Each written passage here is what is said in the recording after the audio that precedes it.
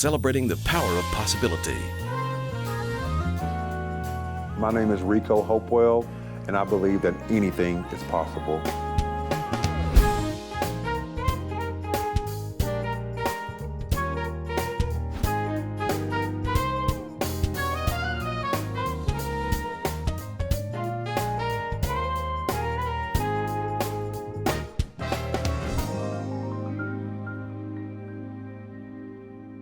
Reico Hopewell is my guest on Anything is Possible. These are great stories about great people whose lives prove possibility. I was telling another of our guests, I have never been let down when somebody says, you gotta meet ... And for the last year, people that you and I both know that we're close to have said to me, you've gotta meet Reico Hopewell. I'm gonna tell you two people that told me this. Sam and Ann Furrow said, you gotta meet Rico. Daryl Arnold said, you gotta meet Rico. It is my honor to meet you, sir. Thank you. Who is this Reico Hopewell? I'm still searching for him today. I'm still searching for him. Where are you from? I'm from Knoxville. I'm born and raised here in Knoxville. Grew up in the Alton Homes housing project, so that's where I'm from. Been here all my life. What was it like growing up? It was interesting. My mother, she was 14 when she got pregnant with me. She was 15 when she had me, and my father was 20. So my mother, just remember her just working hard to provide for me. My father, he worked hard as well. I remember my mother, she graduated from high school and went on to Knoxville Business College, and she worked really hard, and she went on to work for KCDC and Maryville College, and not Maryville College, but KCDC and TVA. And she really wanted us to get out of that environment, and she worked really hard to do so. And we just survived. And at the time, I didn't know that we were poor, but we were poor. Because everyone around us had the same circumstances. I grew up with, everyone had single mothers there raising them, and but I had a great life though. I was loved by my community, loved by my family, loved by my friends, and it was just I had a good life. You're a pretty tall young man. I am. Were you an athlete? I ran track. I wasn't a basketball player until I got into high school. I had a cousin, his name is Elston Turner. Yeah. And so he played basketball. Elston is your cousin? He's my cousin. I didn't know that. My grandmother and his mother are sisters. Yeah, so all my life they said, you should play basketball, Rico, you should play basketball, but I really wasn't interested in it. I ran track, I was really fast, so I like track and field. What was your specialty in track and field? Long jump. Long jump. Yeah, long jump, and I like sprints, the 100-yard dash, the 220-yard dash. Do you remember what your time was in the 100? Yeah, they're probably about 11-1 maybe. You were moving. Yeah, I was fast. You were fast. Yeah, I can jump far too. So what did you think that you were going to make of your life? I really didn't know. I didn't know because there was no one really there guiding me to a career or to school. No one really encouraged me to go to college or you need to go work here at this place, or I just didn't know. But I knew my mother, she wanted me to have an education. So we moved to West Knoxville, and I started going to West Hills Elementary School and Bearden Middle School and Bearden High School. So that's where I grew up. Actually, we moved from East Knoxville in around 1979. And at the time, I was going to Green Elementary School. And so, you know, it was like a culture shock moving from East Knoxville to that area. It was like, what is going on, you know? But my mother worked really hard, and I have to attribute that to her because she really, really worked hard to get me a good education. So you make that transition, and you said you started playing basketball in high school. Yeah, I started playing basketball in high school. I got cut my freshman year and my sophomore year. I got cut from the team. How tall are you? 6'6". Wow. Yeah, and I was about 6'5" and a half in high school.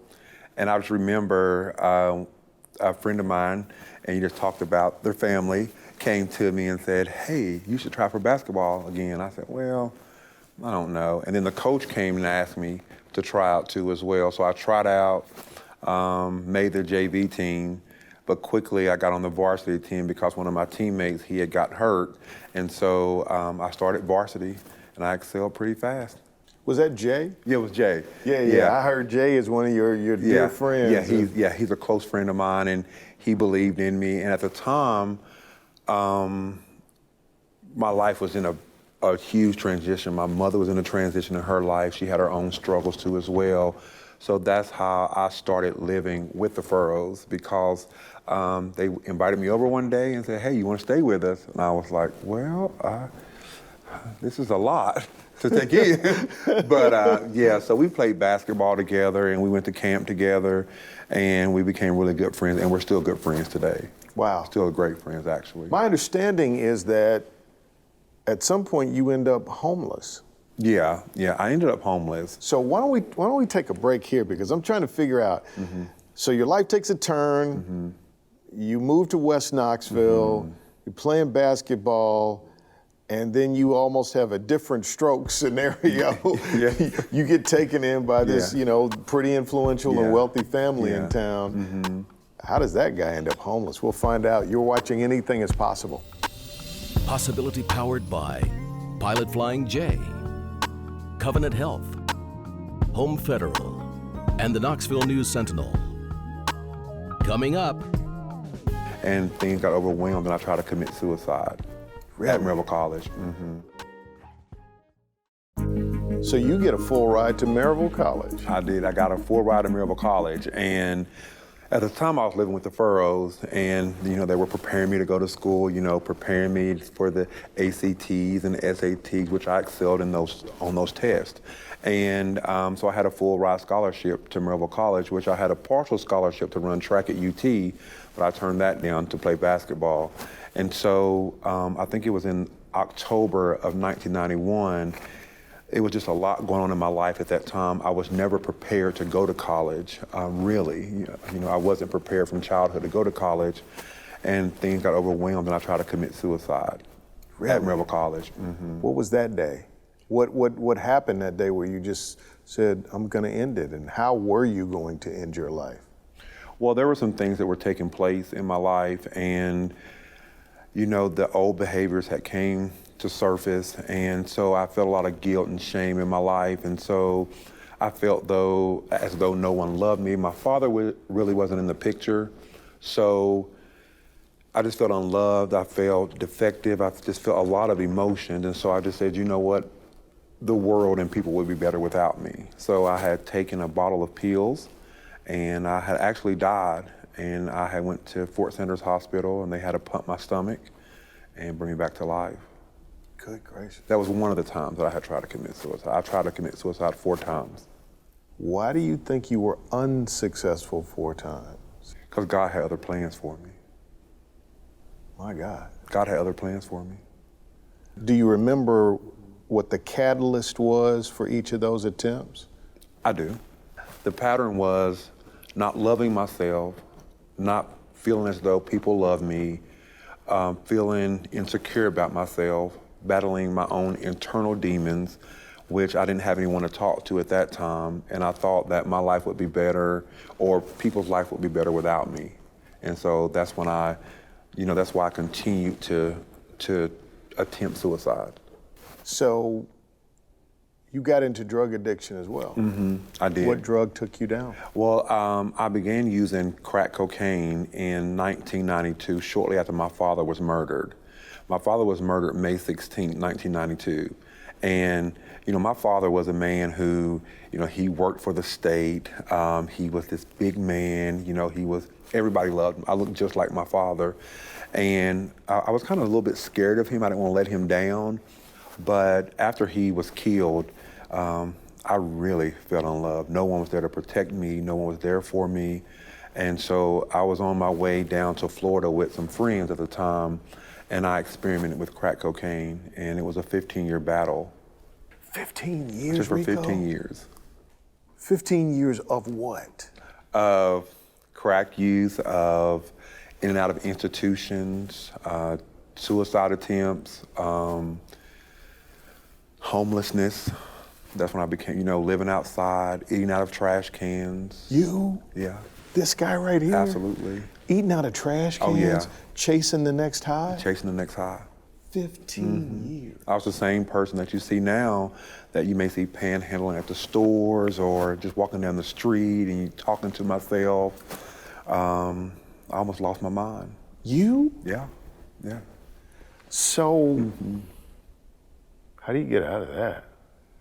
Well, I was incarcerated at a time, and the last time I was incarcerated, I got on my knees. Whoa. Oh, yeah. Yeah. Oh, by the way. Yeah, by the way. Hey, Yeah. do you realize what you just said? What you just said was, so I was incarcerated the last time. The last time. Which means there were previous Oh, times. yeah. So now Yeah. we've got you drug addicted. We have you homeless. Yes. We have you incarcerated. We have you institutionalized. Yes. You shouldn't be alive and you should not be sitting here, sir. But God. But God. Wow. Wow. Yeah. I got on my knees and I said, I just prayed and I said, God, please take the taste of crack away from me. Please take the taste away from me. And I believe in that moment I was delivered. In that moment, it was May the 7th, 2007. And I haven't used since. Wow. So what are you doing now? I do a lot, man. I do a lot. It's a Because lot. they're telling me you're on this board and Yeah. this task Yeah. force, and Yeah. like I'm telling you, Yeah. people are telling me you got to meet Rico. Yeah, Hopewell. well, Look at what God is doing in your life. absolutely. Well, I'm the executive director of the Men's House Sober Living Community, which is a sober living community that I co-founded in 2015. And to date, we've helped over 3,000 men find a new way to live without the use of alcohol and drugs. Yeah, so, and also I have a private practice, which I counsel those who are dependent on a substance. I counsel anyone from homelessness to people who own multiple homes. I counsel doctors, lawyers, flight attendants, pilots. I counsel a lot of people. Are you happy? I am very happy. Do you feel loved now? Oh yes, I feel loved and I feel supported. And that took some work through therapy and counseling to even feel that, because at a time I felt unlovable. I felt no one cared for me, but they did. It was just something internal in me that I had to work on and work through. This is Rico Hopewell. You're watching Anything is Possible. I got something to say about his name when we come back.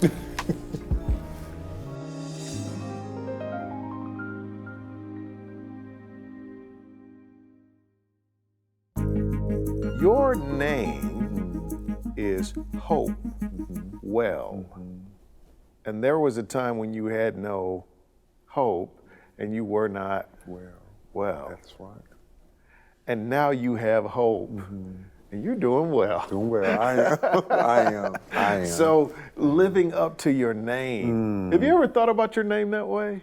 Well, I've been thinking about it lately because people have said things like, I hope you're doing well, and giving hope and doing it well, and they make all these terms up with my name. I never really thought about it until a couple of years ago.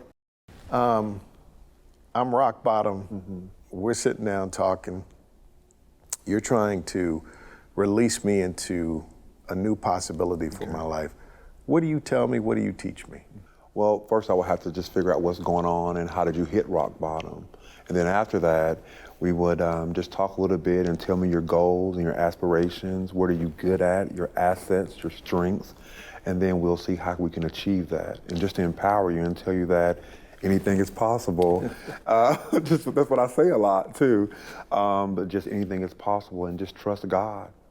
And just trust God. Because everything you're going through, it has a greater purpose. Everything you're going through has a greater purpose. You know, you said both of those things twice. You said, just trust God, just trust God. trust God. Anything you're going through, right? Why'd you get hooked on that? It's just, for me, it was just trusting God. Like, I just remember being in a crack house, and there were people getting shot, and the bullets went right by me. didn't hit me. I remember walking down the street one time and somebody was shooting or a drug deal was going by bad and it didn't come near me at all. Yeah, Ann Furrow gave you a Bible. Yeah, yes she did. Yes she did.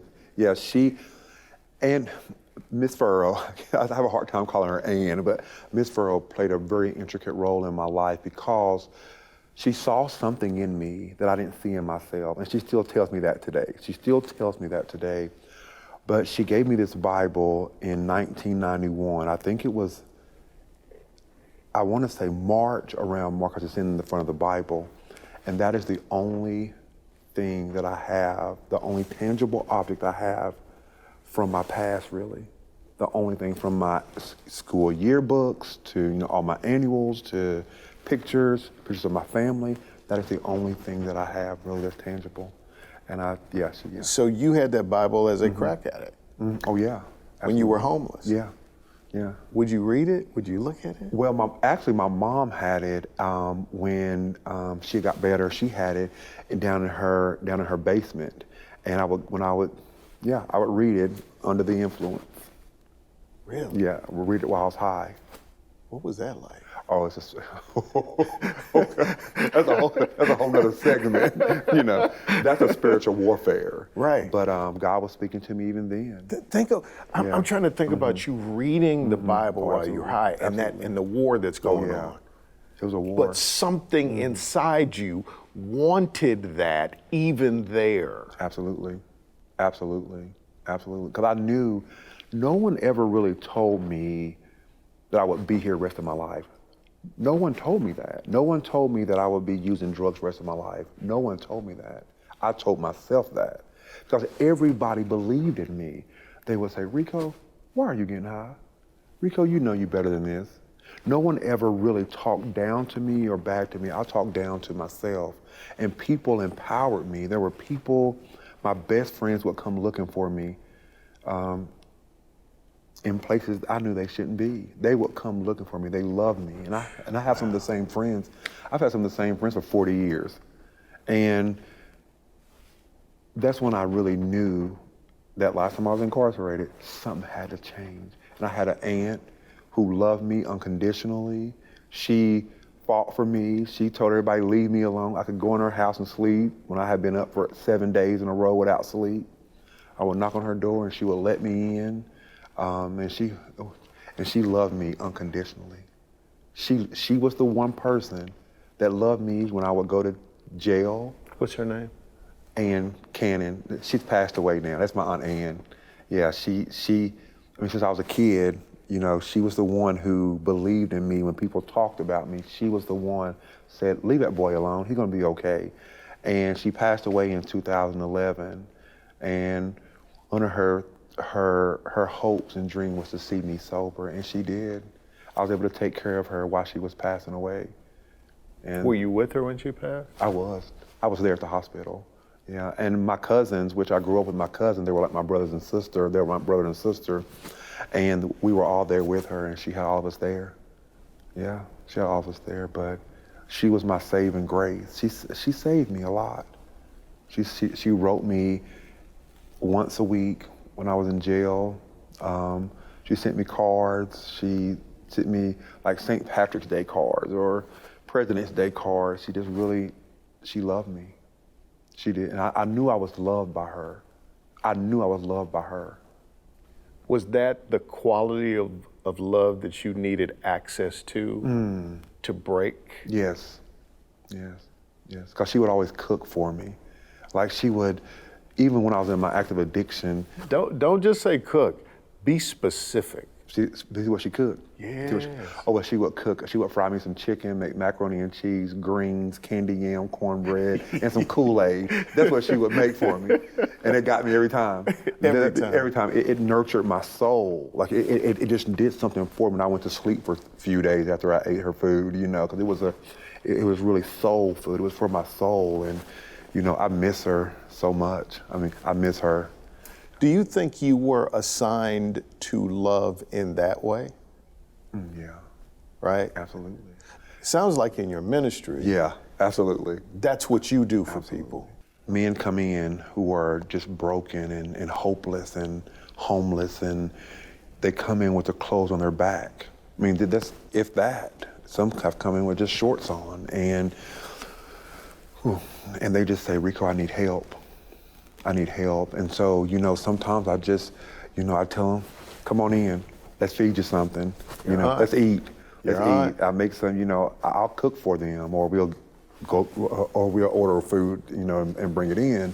But just to be able to just show people unconditional love. And I've been, have been hurt and burned in this process the same way I did other people. Right. And that's unconditional love, and just in our community right now, there has been, this month, today's the 20th, there's been 26 overdose deaths in our community in Knox County this month.